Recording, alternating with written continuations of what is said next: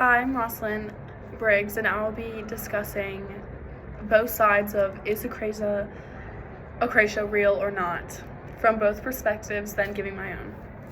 So first off, on the perspective of Akrasia being not real, this would be Socrates' point of view, basically, whoever believes his side more.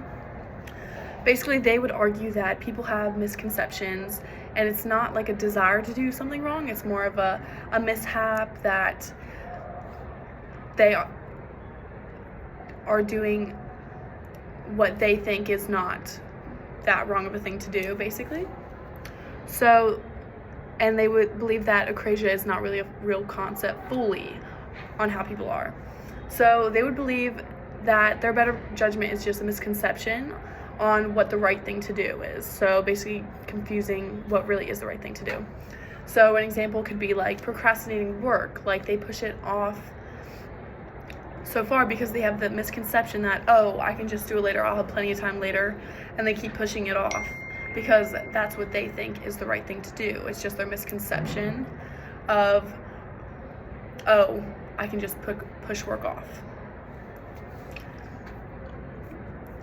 But it wouldn't really be a desire to do like the wrong thing, like, oh, I'm just not going to do the work. Like they're not picking like the wrong thing. They just have the misconception that they can do it later. And then following the Aristotle viewpoint for the second perception that Akrasia is real, they basically believe that people have a desire to do something, to do the worst thing, the bad thing.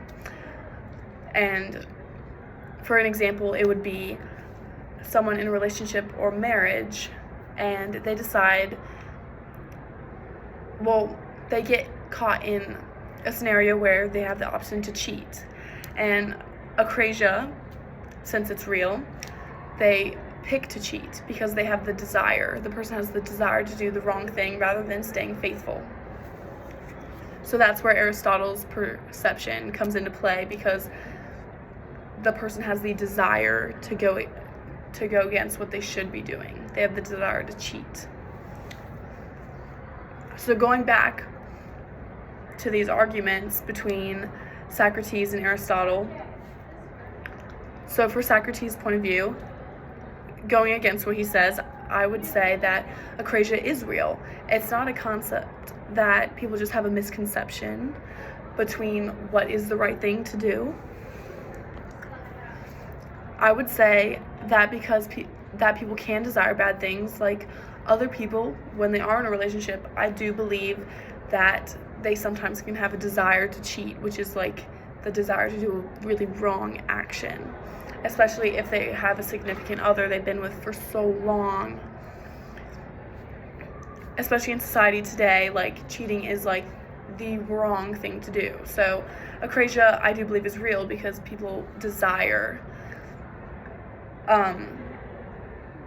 that evil doing, basically, of like cheating on their partner instead of staying faithful.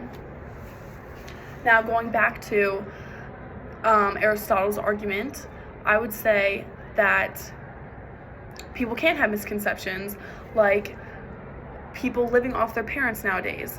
Like, it's the misconception between like, oh, yes, I should move out, but at the same time, I'm saving money, I'm with my family, I get to help them out at the same time. Like, it's just a misconception that they think staying with their parents is the better judgment, when in reality, if they're 27 or older, they should eventually move out.